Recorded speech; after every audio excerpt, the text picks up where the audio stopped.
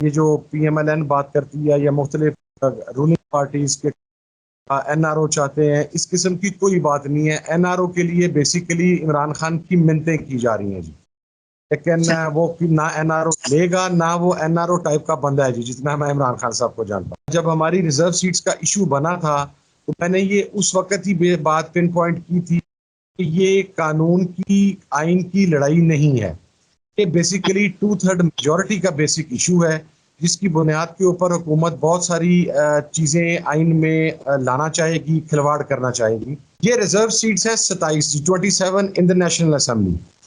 हुकूमत को चाहिए 22 का फिगर अपनी 2/3 मेजोरिटी लेने के लिए जी।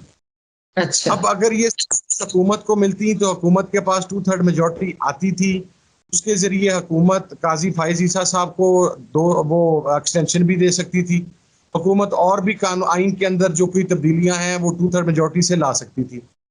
सीटें अगर हुकूमत को मिल जाती हैं तो उनका पर्पज सर्व होता है, और अगर हुकूमत को नहीं मिलती तो फिर हुकूमत तो कोई किसी किस्म की आइनी तरमीम नहीं ला सकती। बेसिक ये सिर्फ इस चीज की जंग है, ये जाती ख्वाहिशात की तकमील की जंग है। इसका आइन के साथ, कानून के साथ कोई लेना देना नहीं है।